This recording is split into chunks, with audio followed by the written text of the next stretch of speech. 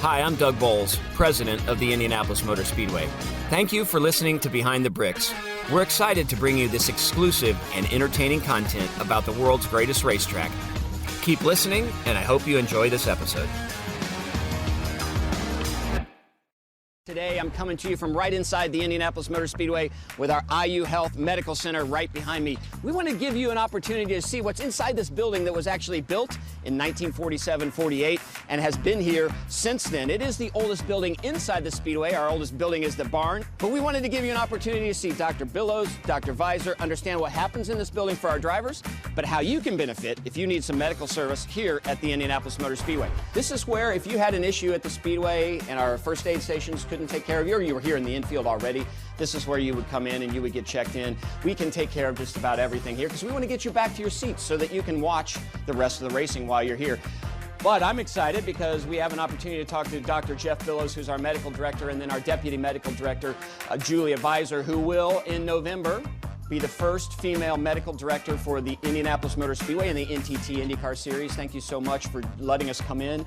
You know, a lot of people know that we have this, but I don't think they know that it really operates as a hospital. On a typical race day for the Indy 500, we see somewhere between 500 and 800 patients between here and the 15 first aid stations on the property. We see a lot of the routine issues like asthma, diabetic emergencies, chest pain, heart attacks, even has strokes, and we can deal with most anything that comes here.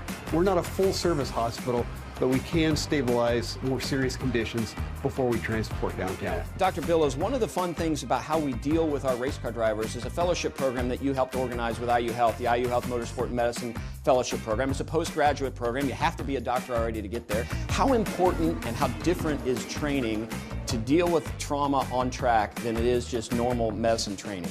Motorsports medicine is totally different. Motorsports trauma is different from what you see on the street because we're really super high velocity crashes, but we also have cars that are built for safety, and you have to know how to extricate a driver from a car, and we have to have some mechanism to help them through the rehabilitation process as well. So we also travel with the NTT INDYCAR Series and actually sit on the track surface. We're among the first people that arrive at the car to help check the driver out. So Dr. Vaizer, I think this is your 4th or 5th year now here and getting ready to be our medical director. That program for you, what made you come and be part of that program? Race fan anyway? I've been on a path to be a motorsports medicine physician way before I even knew it. As an intern at Detroit Receiving Hospital at the Detroit Grand Prix with INDYCAR, I got to meet Dr. Billows.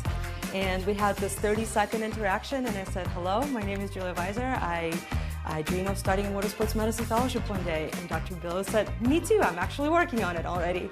And since then, we've been working together, and I've been planning to come and train here with IU School of Medicine. I knew I wanted to do EMS, I knew I wanted to do motorsports medicine, and I was fortunate enough that I was chosen for this role. You start out the beginning of the season right in this hallway with the race car drivers getting their physicals. You know them intimately.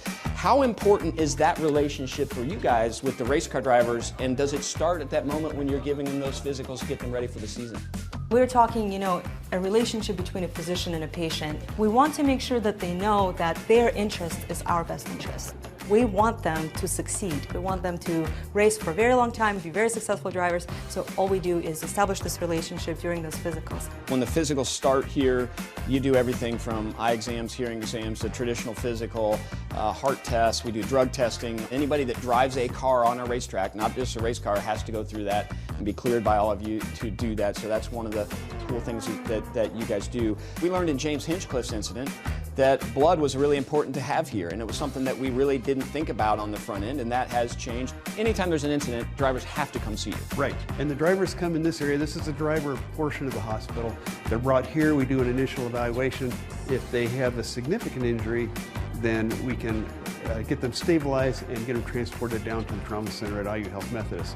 If we're on the track surface and one of us is there and we determine that it's a multi-system trauma injury that's very significant, we can transport directly from the track surface straight downtown as well. And we do have x-ray capability here. We also have ultrasound capability here. And of course, we have a trauma surgeon here on race days and most practice days as well to help us out. One of the questions I get so many times from folks is, what do you do the rest of the year? Well, we're on track 150 days during the year here, so we're busy all the time here at the Indianapolis Motor Speedway, but I'm going to do something I don't normally do. I'm going to ask Dr. Vaizer, so what do you do the rest of the year when you're not here at the Indianapolis Motor Speedway? Well, I'm actually still a doctor, so I practice emergency medicine at the IU Health Methodist Hospital, just down the street from here, which is our main partnering hospital with whom we work when we evaluate guests and drivers if we need further care for them. I also am a Deputy Medical Director for IU Health Lifeline, so I provide medical directorship for the largest pre-hospital system in the state of Indiana with critical care interfacility transport, and they work with us and provide helicopter services here during all of the bigger events as well. Well, I appreciate you guys taking the time to show us around a little bit. Hopefully our fans don't need to come see you guys or the staff that's here, but it's good to know that you are here, and certainly as we've talked, our drivers do love that. So fans, this is a little bit of a behind the scenes, behind the oldest building inside the racetrack, the IU Medical Center here, where our drivers start the season off with their physicals and they come in and get checked in here if they need it anytime they are here during the month of May or for a weekend like Brickyard Weekend. We're so thrilled to have Dr. Vaizer and Dr. Billows leading the charge for us, making sure that our drivers and you are safe when you're at the Indianapolis Motor Speedway. So next time, we look forward to seeing you on Behind the Bricks. Hopefully this was something fun for you. It's been here since 1947. The first ambulance used in Indianapolis was here in 1910 as part of the Indianapolis Motor Speedway. Medical service is one of the things we care about the most here at Indianapolis.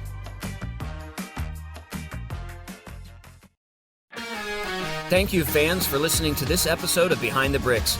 We look forward to bringing you more exciting content about the Indianapolis Motor Speedway soon.